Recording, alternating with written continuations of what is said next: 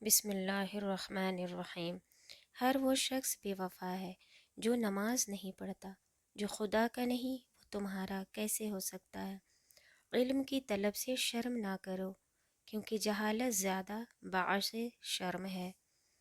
جو غصے کو پی جاتے ہیں اور دوسروں کے قصور معاف کر دیتے ہیں، ایسے نیک لوگ اللہ کو بہت پسند ہیں۔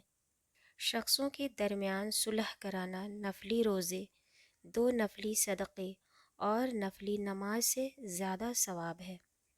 جو شخص اپنے مومن بھائی پر نازل شدہ مصیبت پر خوشی کا اظہار کرے تو وہ دنیا سے اس وقت تک نہیں جائے گا جب تک خود اس میں مبتلا نہ ہو جائے۔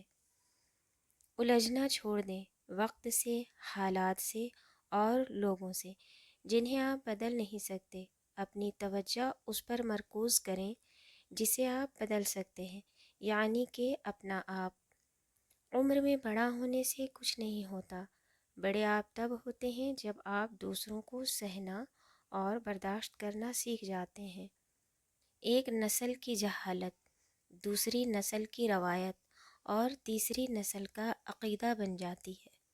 کبھی اپنے دوست کی سچائی کا امتحان نہ لو، کیا پتہ اس وقت وہ مجبور ہو اور تم غلط فہمی میں ایک اچھا دوست کھو نہ بیٹھو۔